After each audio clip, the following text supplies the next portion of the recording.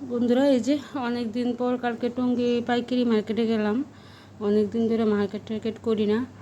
তো বিছানার 3 রুমের চাদরই প্রায় নষ্ট হয়ে গেছে। তো চাদরের জন্য গেছিলাম। তো পাইকারি মার্কেটে গেলে একটু কমে আনা যায়। এই কাপড়গুলোই দেখা গেছে সে মার্কেটে দাম বেশি। এটা মার্কেটে 180 টাকা গজ। এই যে কাপড়টা, এটা গজ কাপড় চাদর। এটা এই যে এই রুমের খাটের জন্য আনছি। এই ঘরের খাটটা আবার একটু ছোটো। এটা বড় চাদর মানে কভার সহকারে বানানো পাওয়া যায় না। এই রুমের চাদরটা গজ আনতে হয়। এটা আমি 150 টাকা গজ নিয়ে আসছি, 150 টাকা গজ। আড়াই গজ নিয়ে আসছি, 370 টাকা রাখছে আড়াই গজ। তো এটা খয়েরি কালার, মানে প্রিন্টটা দেখে খুব ভালো লাগলো। মানে একটা কভার হবে আর বিছানার চাদর। এটা গজে নিয়ে আসলাম। আর এই যে জায়গায় আরও 2টা আছে। 2 রুমের খাট আবার বড়। এক রুমেরটা 4 হাত 5 হাত, আর একটা একটু ছোট। তো অনেক দিন পরে এই যে বাটিকের চাদর কিনলাম। অনেক মনে হয় 7-8 বছর ধরে কোনো বাটিকের চাদর কেনা হয় না। গজ কাপড়ের চাদরই কিনি। তো বাটিকের চাদর তেমন ভালো প্রিন্ট পাই নাই। এই গরমের মধ্যে বাটিক দেখা গেছে অনেক ভালো লাগে ঘুমাতে বিছনায়। এমনিতেই বাটিকের চাদর অনেক আরাম। এগুলা ধূসরও ওঠে না, রঙও যায় না। একদম কম দামি যেটা, সেটা রং যায়। তো পাইকারি থেকে এই চাদরটা নিচ্ছে 400 টাকা নিচ্ছে। 2টা বালিশের কভার বানানো। আমিও বানাতে পারি, গজ আনলে বানাতে পারতাম, কিন্তু বাটিকের চাদরটা দেখা গেছে গজ পাওয়া যায় না।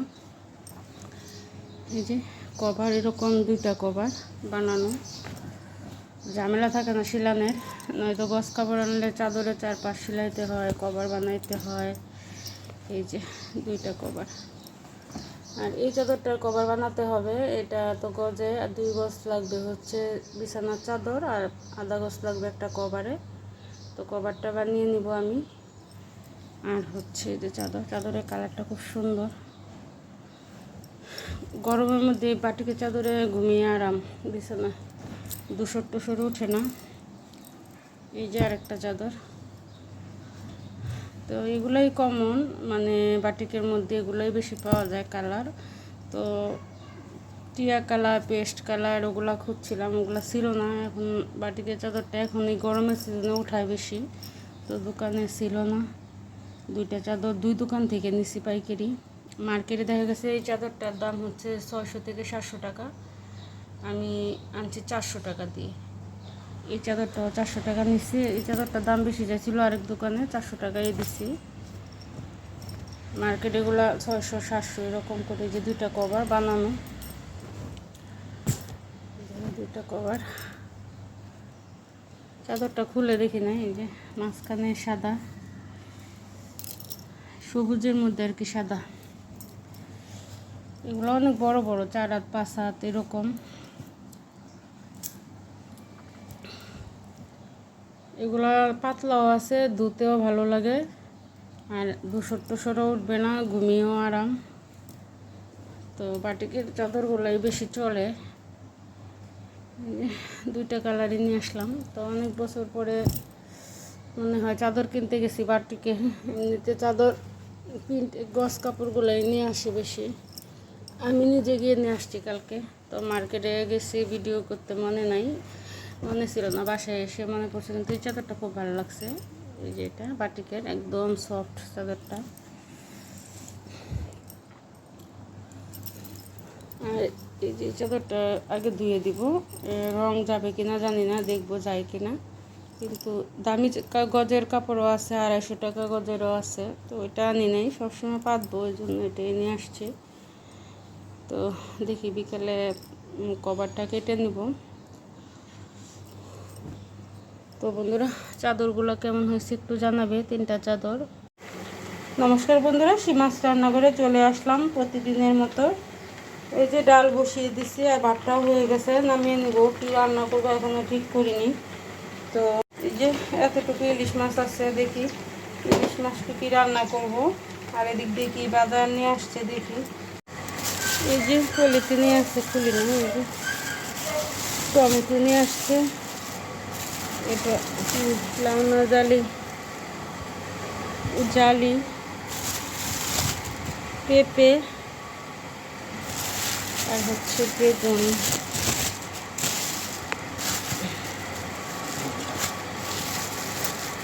অল্প অল্প করে নিয়ে আসছে সবগুলা। ওই দিন সিম ভেন্ডি পচে গেছিলো, টমেটো অনেকগুলা পচে গেছিলো।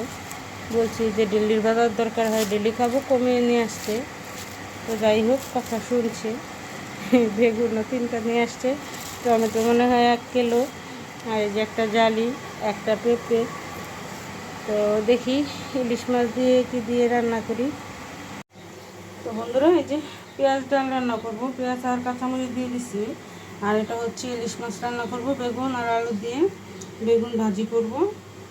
আর এই যে মেয়ের জন্য রুটি, দুধ দিয়ে খাবে,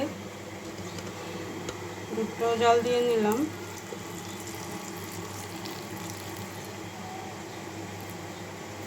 আমার জন্য 1 কাপ চা করলাম এখন। এই যে সকালের চা বানিয়ে নিলাম 1 কাপ, এখন খাবো। আর মেয়ে দুধ দিয়ে রুটি, ডিম দিয়েও রুটি ভাজি করছি, এটা খাবে না, তেলের নাকি ওর গরম লাগে, তো আমারও ভালো লাগে না। তো আমি চা খালি খালি খাবো, শুধু 1 পিস রুটি দিয়ে। তো চাটা খেয়ে তারপর আসি রান্নায়। তো বন্ধুরা, চাটা খেয়ে আসলাম,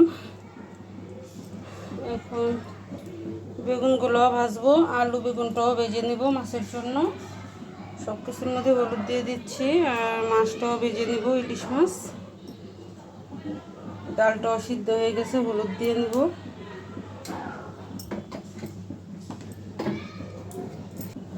লবণ, এটার মধ্যেও লবণ, মাছের মধ্যেও লবণ।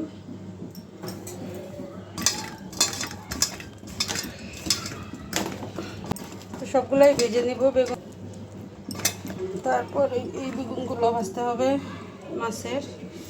মাছটাও ভাজবো। সবগুলো হলুদ মেখে নিই, লবণ আর হলুদ। এদিক দিয়ে ডালটাও সিদ্ধ হয়ে গেছে, ঘুটে নিব। আগে মাছগুলাই ভেজে নিই, তারপর বেগুন ভাজবো। দেখা যাচ্ছে মাছ ভাজার তেল দিয়ে বেগুন ভাজলে ভালো লাগে।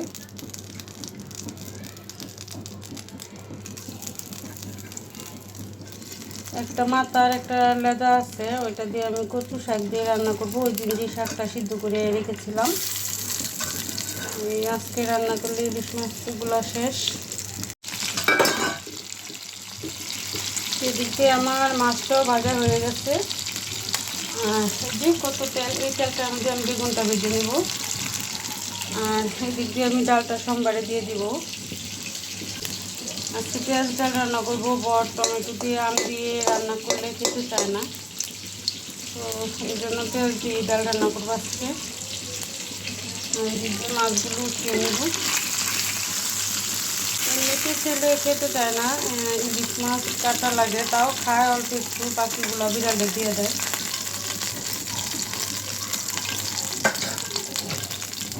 তাদের জন্য মাংস আছে, যদি মাছ না খায় তাহলে এই যে কালকে কতটুকু মাংস আছে গরম করে রাখছি, এটা দিয়ে খেয়ে ফেলবে। আর এই যে বেগুনগুলো ভেজে নেবে এই তেলে। ইলিশ মাছ ভাজা যে তেলটা থাকে ওটা দিয়ে বেগুন ভাজলে অনেক ভালো লাগে, মানে ইলিশ মাছের ঘ্রাণটা বেগুনের মধ্যে আসে। পেঁয়াজগুলো একটু লাল করে ভেজে দেবো। তো কালকে পাইকারি মার্কেটে গিয়েছিলাম, আমাদের টঙ্গী বাজার। অনেকদিন পর বিছানার চাদর কিনলাম বাটিকে। আমার কাছে বাটিকের চাদরটা খুব ভালো লাগে। তো অনেক বছর ধরে বাটিকের চাদর পাতা হয় না, গছ কাপড়ের চাদরই পাতা হয়।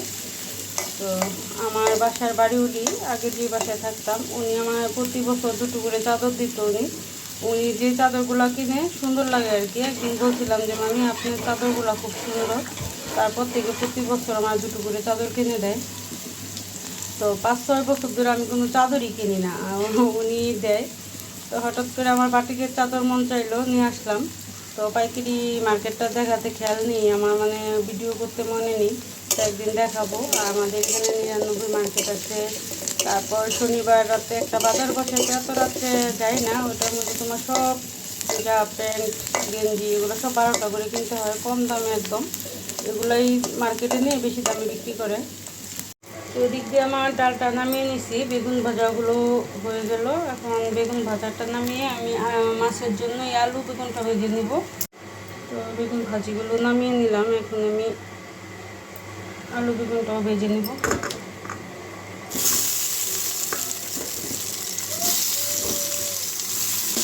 তো বেগুন আলুটা আমি একটু ভেজে নিই। তো এদিক দিয়ে বেগুন ভাজাটা হোক, আমি এদিক দিয়ে মাছের ঝোলটা বসিয়ে দিব। দিয়ে দিলাম তেল,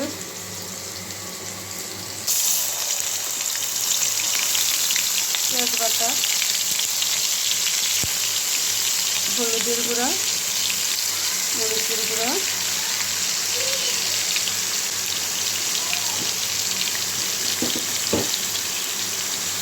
জিরের গুঁড়া,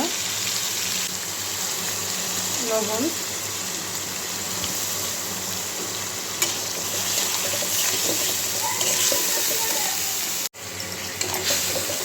তো মশলাটা কষানো হতে থাক আর এদিক দিয়ে বেগুনটাও ভাজা হতে থাক। তো মশলাটা কষানো হয়ে গেছে, এদিক দিয়ে আমার বেগুনটাও ভাজা হয়ে গেছে, দিয়ে দিব।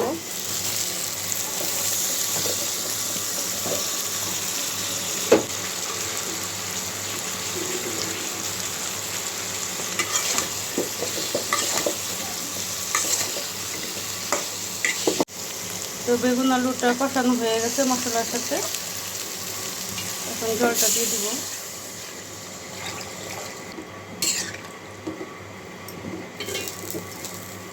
মাছগুলোও দিয়ে দিব।